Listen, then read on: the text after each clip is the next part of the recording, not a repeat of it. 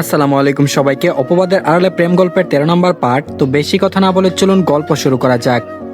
অদিতি বলল, আমাদের গ্রামে একটা ছেলে মেয়েকে একসঙ্গে সন্দেহভাজনভাবে দেখা গেলে ওদের নিয়ে গ্রামে পঞ্চায়েত সালিশ বসানো হয়। নিষ্ঠুরভাবে অপমান করা হয় ছেলে মেয়ের দুই পরিবারকে। বিচার বসে ওই ছেলে মেয়েকে বিয়ে দেওয়া হয় এবং ওদের পরিবারকে একঘরে করে দেওয়া হয়।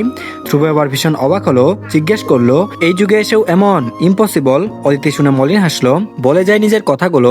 এসবের পেছনে ওদের যুক্তি, প্রেম হারাম, হারাম সম্পর্কে আল্লাহ আজাব আসে, গ্রামের বরকত কমে যায়। ধ্রুব শুনে যায় শুধু। অদিতি বলে, ওই প্রেমে জড়ানো দুই ছেলে মেয়ের পরিবারকে কিভাবে দেখা হয় সামাজিকভাবে, সমাজে তাদের অবস্থান কেমন থাকবে, সবাই ওদের সঙ্গে কেমন ব্যবহার করবে, কতটা ব্যবসায়িক লেনদেন হবে, এসব কিছু কে সিদ্ধান্ত নেই জানেন? ধ্রুব প্রশ্নবোধক চোখে তাকালো। অদিতি জোরে জোরে একটা শ্বাস টেনে আকাশের দিকে চেয়ে উত্তর দিল, আমার আব্বা তোফাজ্জল হায়াত। ধ্রুব ভ্রু কুঁচকে ফেললো তাৎক্ষণিক। অদিতি আকাশের থেকে চোখ সরিয়ে আবারও রাস্তার দিকে তাকালো। হেঁটে যেতে থেকে বলতে থাকে, ছোটবেলা থেকে আমাকে আমার ছোট ভাই বোনকে ভীষণ রক্ষণশীলভাবে বড় করা হয়েছে। আব্বার অনেক ভয়, উনি প্রেমের এতটা বিরোধী, উনার মেয়ে প্রেমে জড়ালে উনার মুখ থাকবে না, গ্রামের লোক ছিছি করবে। ধ্রুব ঠান্ডা গলায় প্রশ্ন করলো, অ্যান্ড ফর দ্যাট তুমি আমাকে এতদিন ধরে ফিরিয়ে দিচ্ছ, রাইট? অদিতি ধ্রুবের দিকে তাকালো একবার, পরপর চোখ সরিয়ে দীর্ঘশ্বাস ফেলে বলল, আমার পরিবার মূলত আব্বার উপর সম্পূর্ণ নির্ভরশীল। ছোটবেলা থেকে মায়ের কোনো সিদ্ধান্ত আমাদের পরিবারে খাটেনি, আব্বা যা বলতেন সেটাই ফাইনাল কথা ছিল। ধ্রুবর হঠাৎ মনে পড়ে গেল নিজের মায়ের কথা। ও হাঁটতে হাঁটতে কল্পনা করে যায়, ওর মা জীবিত থাকা পর্যন্ত ওদের পরিবারে মোটেও এমন ছিল না। সুখের সংসার ছিল ওদের। মায়ের প্রতি ধ্রুবর বাবা ভীষণ যত্নবান ছিলেন, সব সিদ্ধান্তে স্ত্রীর মত চাইতেন। ধ্রুবর চোখে ভাসে সেদিনের সুন্দর স্মৃতিগুলো। ওদের পরিবার তো কত সুন্দর ছিল, আদুরে ছিল। তারপর একটা রাত এলো, এই রাত ধ্রুবর থেকে সবকিছু কেড়ে নিল সমূলে, ওর শখের পরিবার। অদিতি একবার ঘুরে ফিরে ধ্রুবর দিকে তাকায়, ধ্রুব তাকায়, ওর চোখ দ্বিধান্বিত। অদিতি টলমলে চোখে চেয়ে বলল, আমি ঢাকা আসার সময় আব্বা ভীষণ বিরোধী ছিলেন, উনি চাননি আমি ঢাকা থাকি। ঢাকা আসলে আমি ওনার নজরের বাইরে চলে যাব, আর যদি প্রেমে জড়িয়ে যায় আব্বা মূলত এটারই ভয় পাচ্ছিলেন। অদিতি এবার ধ্রুবর দিকে অসহায় চোখে চাইল। ধ্রুবর দৃষ্টি অদিতির চোখের দিকে। অদিতি ধ্রুবর ওই নেশালো স্থির চোখের দিকে চেয়ে ঢুক গিলে কান্না আটকে রেখে বলে গেল, তারপর এখানে এসে আমার দেখা হয় আপনার সঙ্গে। একটা বেপরোয়া ডোন্ট কেয়ার ভাব নিয়ে সেদিন আমার সামনে সিগারেট মুখে নিয়ে দাঁড়িয়েছিলেন। আমি সেদিন একটা ওয়াশরুমে একটা ছেলের সঙ্গে প্রথম দাঁড়িয়েছিলাম, আমি আটকে গিয়েছিলাম ওদিন। আমাদের গ্রামের একটি দৃশ্য আমার চোখে ভাসছিল, গ্রামের পঞ্চায়েত সালিশ, আব্বার বিচার করা, সব একের পর আমি নিজের চোখের সামনে দেখতে যাচ্ছিলাম। আমি ভীষণ ভয় পেয়ে গিয়েছিলাম, তাই আপনার দিকে দুবার না থেকে দৌড়ে চলে এসেছিলাম সেখান থেকে। তারপর আমার আপনাকে নিয়ে ছড়িয়ে যায় গুজব, আরো কত বিশ্রী কথা। আমি সেদিন দুই চোখে অন্ধকার দেখছিলাম, বারবার আব্বাকে দেখছিলাম যে সবার সামনে আঙুল তুলে বিচার করছে আমার। ভেতরে ভেতরে এই চিন্তাগুলো আমাকে মানসিকভাবে পাগল করে দিচ্ছিল। ধ্রুব তাকিয়ে আছে অদিতির দিকে, ওর চোখ ভীষণ শান্ত। অদিতি নিজের কান্না আর আটকে রাখতে পারলো না, চোখের জল ফেলে দিল। তারপর বলল, যে আব্বা লোকের প্রেমের উপর আঙুল তুলেন, লোকের প্রেমের কারণে ওর পরিবারকে শাস্তির কাঠগড়ায় তুলেন, তার মেয়ে যদি প্রেম করে আব্বাই মরে যাবে বিশ্বাস করুন। আব্বার কাছে নিজের সম্মান, নিজের গৌরব ওনার সন্তানদের থেকে আগে। আমার ব্যাপারে এসব জানতে পারলে ওনার হাতে সবচেয়ে প্রথম খুন হব আমি। নিজের সম্মান রাখতে, মানুষের সামনে নিজেকে মহান প্রকাশ করতে উনি সবার সামনে আমার বলিদান দেবেন এবং লোককে বলবেন তোফাজ্জল হায়াত নিজের মেয়ের বেলাতেও কোনো কম্প্রোমাইজ করেননি, নজির তৈরি করেছেন গ্রামে। আমার মন, আমার প্রেম, আমার মৃত্যু ওনার কাছে নস্যি, বিশ্বাস করুন। অদিতি কেঁদে যাচ্ছে, ধ্রুব ওর দিকে চেয়ে থাকে। অদিতি দুই চোখে পানি ভেসে যাচ্ছে, ও মাথা নিচু করে কেঁদে যাচ্ছে ক্রমশ। ধ্রুব শুধু দেখে যাচ্ছে। ধ্রুব কান্না দেখে অধৈর্য হলো, এগিয়ে গেল দু কদম, পরপর আচমকা আটকে গেল কোনো অজানা বাধাই। ওর হুঁশ ফিরে। অদিতিকে ওর ছোঁয়ার কি কোনো অধিকার আছে? অদিতি কি আদৌ কখনো দিবে ধ্রুবকে সেই অধিকার? আজ প্রথম ধ্রুব যেন অদিতিকে শান্ত করতে পারছে না, ছুটে গিয়ে ওকে জড়িয়ে ধরতে পারছে না, গালে হাত দিয়ে ওর কান্না ভেজা চোখ মুছে দিতে পারছে না। এতটাই দূরত্ব সৃষ্টি হয়ে গেল দুজনের মধ্যে আজ। অদিতি একসময় নিজে শান্ত হলো, দু হাতে এলোমেলোভাবে চোখ মুছে ধ্রুবের দিকে অসহায় চোখে তাকালো। ধ্রুবর স্থির শান্ত দুই চোখের দিকে চেয়ে ভারী শ্বাস ফেলতে ফেলতে বলল, আপনি আমার জীবনে হয়তো ভালো কোনো অধ্যায় ছিলেন, কিন্তু আমি এই অধম সেই ভালোটুকু গ্রহণ করতে পারছি না। আপনি আরো ভালো কাউকে ডিজার্ভ করেন, আমাদের মধ্যে কিছু হবার নেই, হলেও শেষ অব্দি আমি আব্বার মুখের উপর আপনার নাম বলতে পারবো না। আর প্রেম করে ছেড়ে দেওয়া আপনাকে আমার সেই সাহস নেই। আমি আপনাকে সত্যি ভালো। অদিতি হুট করে থেমে গেল, কি বলতে যাচ্ছিল এসব ধ্রুবকে বলে কি বোঝাতে যাচ্ছে? অদিতির মুখটা ছোট হয়ে গেল, ও মাথাটা নামিয়ে ফেললো। ধ্রুব ভ্রু কুঁচকে চেয়েছিল ওর দিকে। অদিতি পুরো কথা না বললেও ধ্রুব বুঝে গেছে কি বলতে চেয়েছিল। ধ্রুব এলোমেলো হৃদয় এতক্ষণে যেন শান্ত হলো। ও মেয়ে ধ্রুবকে কিছু না বলেও অনেক কিছু বুঝিয়ে ফেলেছে আজ। ধ্রুব শুধু হাসলো, ধীর পায়ে এগিয়ে গেল অদিতির দিকে। অদিতি অনুভব করছে ধ্রুব এগোচ্ছে। ধ্রুবর গায়ে পারফিউম, হাঁটার সঙ্গে জুতোর শব্দ অদিতির বুকের কাঁপন বাড়িয়ে দিচ্ছে শুধু। ধ্রুব কিছুটা দূরত্ব রেখে অদিতির নিচু হওয়া মুখটার দিকে ধীরে ঝুঁকে এলো। অদিতির নামিয়ে নামিয়ে রাখা চোখের দিকে চেয়ে ফিচল গলায় বলল, তাকাও আমার দিকে। অদিতি ঢুক গিলল, কান্না আটকে রেখে ধীরে ধীরে চোখ তুলে তাকালো ধ্রুবর ওই নেশালো আত্মবিশ্বাসী চোখের দিকে। দুজনের চোখে চোখ মিলে গেল। ও বলল, তুমি আমাকে নিজের থেকে কখনোই ছাড়াতে পারবে না অদিতি। তোমার বাবা নিজের হাতে আমার কাছে তোমাকে তুলে দিবেন। ট্রাস্ট মি, সেদিন নিজেকে আর আটকে রেখো না। আজকের অর্ধেক বলা কথাটা পুরোপুরি বলে দিও। আর একটু ঝুঁকে এসে ধ্রুব এবার ওর কানের কাছে ফিসফিস করে বলল, I will be waiting for that day Aditi, desperately. Aditi চোখ দুটো খিচে নিল। ধ্রুব এভাবে ফিসফিস করে বলছে, ওর বুক কাঁপছে, মনটা হরমোনের জ্বালাতনে চূড়ান্ত বেহায়া হয়ে যাচ্ছে। ইচ্ছা করছে নিজেকে আর এতটা কঠোরভাবে না আটকে রাখতে, ছুটে গিয়ে ঝাঁপিয়ে পড়তে এই প্রেমিক ধ্রুবর বুকে। ধ্রুব ধীরে সরে গেল, অদিতির দিকে চেয়ে বলল, হোস্টেলে নামিয়ে দেই তোমায়, চলো। ধ্রুব অদিতিকে যখন হোস্টেলে নামিয়ে দিল, যাওয়ার আগে অদিতি ওর পাশে দাঁড়িয়ে অনেকক্ষণ উসুস করতে লাগলো। ধ্রুব ওকে সেভাবেই দাঁড়িয়ে থাকতে দেখে ভ্রু কুচকালো, তারপর বলল, কিছু বলবে? অদিতি থামলো, উষ্ঠুস গলায় বলতে চাইলো, আমি বাড়ি যাচ্ছি সামনের সপ্তাহে, হয়তোবা আমার আগ।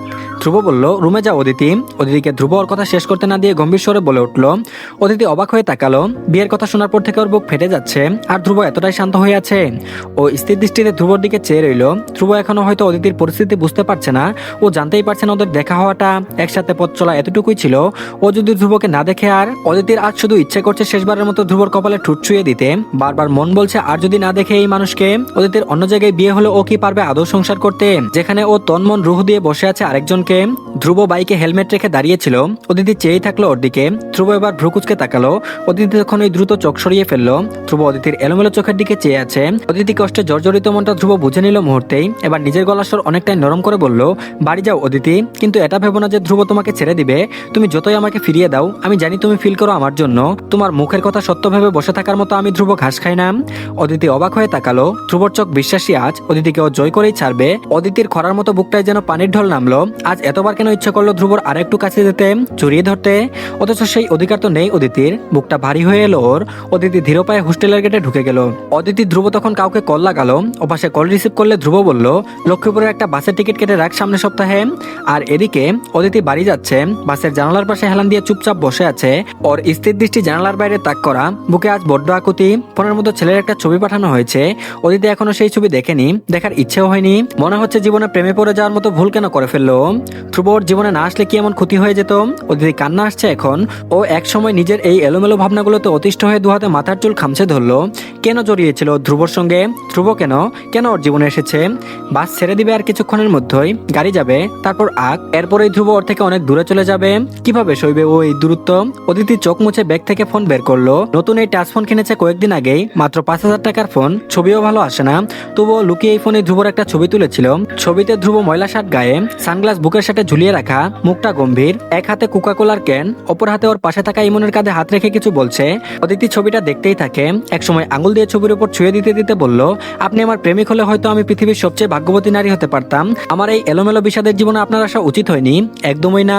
অদিতি থামলো, এক ফোঁটা জল গড়িয়ে পড়লো ফোনের স্ক্রিনে। ও সেই জল দ্রুত আঙুল দিয়ে মুছে ফেললো, ছবির দিকে তাকিয়ে রইল। তারপর বলল, ছবিটাতে আমাকে ভালো দেখাচ্ছে না অদিতি। আচমকা ধ্রুবর গলা শুনে অদিতির হাত থেকে ফোন পড়ে গেল নিচে। চমকে উঠে সামনে তাকালো। ধ্রুবর চোখে সানগ্লাস, কাঁধে ব্যাগ ঝুলানো, আজ একটা পরিপাটি কালো শার্ট আর জিন্স পরেছে। ধ্রুব অদিতির দিকে চেয়ে আছে গম্ভীর দৃষ্টিতে। ধ্রুব এবার একটু ঝুঁকে ফোন মাটি থেকে তুলে সেটার ময়লা মুছে অদিতির পাশে এসে ঠাস করে বসে গেল। অদিতি তখনও বিস্ময় নিয়ে ধ্রুবর দিকে চেয়ে আছে। ওর এত কিছু বিশ্বাসই হচ্ছে না। ধ্রুব অদিতির ফোন পরিষ্কার করে এগিয়ে দিয়ে বলল, নতুন ফোনের প্রথম ছবিটাই আমার। Good, very good. অদিতি তখনও অবাক চোখে চেয়ে আছে। ও বিস্ময় নিয়ে প্রশ্ন করে বসলো, আপনি এই বাসে? এটা তো লক্ষ্মীপুর যাচ্ছে। ধ্রুব বুঝতে পারলো অদিতির মনের দ্বিধা। ও সানগ্লাস চোখ থেকে খুলে বুকের সাথে ঝুলিয়ে রেখে নিজের মাথা এগিয়ে নিয়ে যায় অদিতির দিকে। অদিতি জমে যায় যেন। ধ্রুব ওর চোখে চোখ মিলিয়ে ফিচেল গলায় বলল, আই নো এটা লক্ষ্মীপুরের বাস, অ্যান্ড আমি তোমার সঙ্গেই যাচ্ছি, তোমার গ্রামে থাকতে। ইনফ্যাক্ট তোমাদের প্রেম বিরোধী বাড়িতে কদিন থাকবো ভাবছি। ধ্রুবর চোখে কৌতুক খেলে গেল যেন।